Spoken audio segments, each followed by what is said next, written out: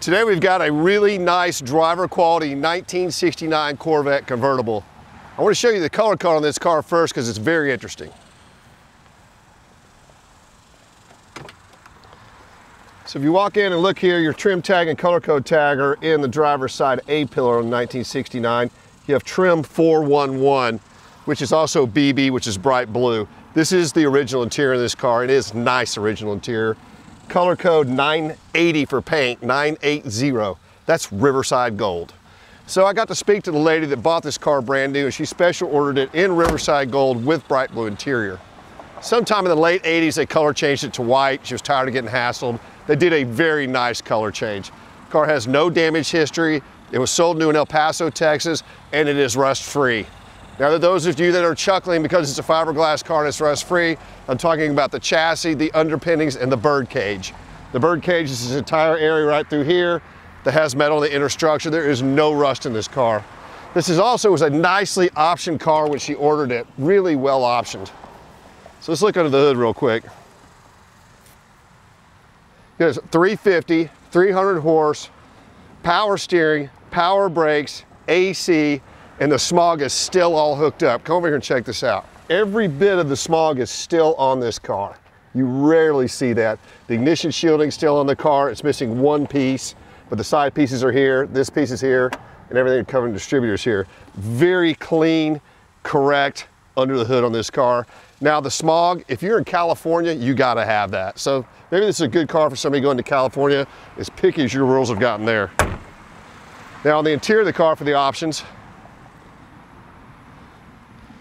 it's a fairly unusual option to see in a 69. Not just the tilt wheel, which is great. You've got telescopic wheel. So it's a tilt and telescopic wheel. When you got the tilt and telly in 1969, you also had lockout in the column, so the steering column locks when it's in park. It's a whole lot harder to steal. It's also AM, FM radio. Now, car's got 93,418 miles. The last time it had a service was in 2011, February of 2011. It was done by a Corvette enthusiast. He knew what he was doing. All the fluids were changed in this car: belts, hoses, tires, brakes, and exhaust system. It's been driven very little since then. So in essence, this car's almost been parked since 2011. We've driven it 2 or 3 times. We're gonna take it out and show you guys how it performs. Really good driver quality, nicely optioned, and yes, numbers matching car. We've got very clear pictures of the engine pad number, so let's take this Corvette for a drive. Start it up with the greatest of ease. Just turn off the fastest seatbelt light. I feel like we're taking off in an airplane. Got good oil pressure, amps gauge is working, temperature gauge is working, speedometer is working, odometer is working, miles are working. Tack is not working, and the fuel gauge looks like it needs a sending unit. Again, this is a nicely optioned car: power steering, power brakes, AC, tilt, telescopic wheel, AM, FM radio, automatic, 350, 300 horse, 380 foot-pounds of torque, 10.25 to 1 compression. Not bad. This car was special ordered brand new, like I said earlier, Riverside Gold, which I am willing to bet, and I would love to see another one out there, that this has got to be the only Riverside Gold bright blue interior car ever ordered and ever built. Several opportunities for this car.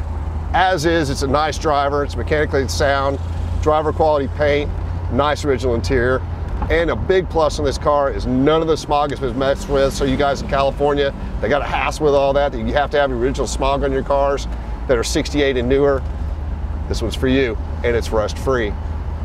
Or if you're a Corvette guy, you just want something crazy unusual, one-off car to bring to an NCR's event or a local Corvette meet, go back with Riverside Gold blue interior. You're gonna have the only one for sure. This car is on its original 1969 title from January 6th of 1969.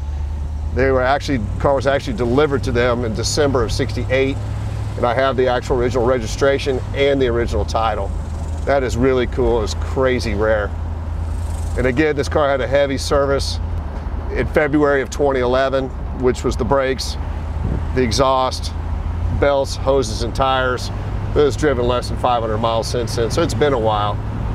It is an air-conditioned car. Let's see if it'll turn on.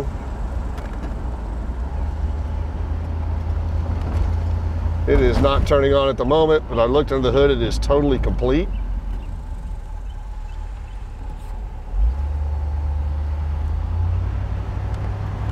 See if we can get the secondaries to open.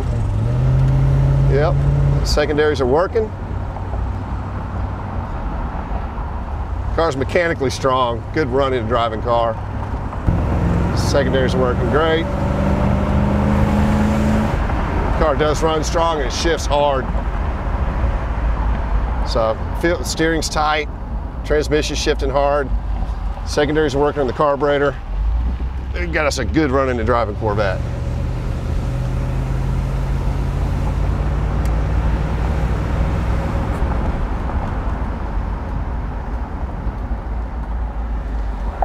So there you have it. That concludes our test drive in the one owner, rust-free Texas Corvette. Thanks for watching.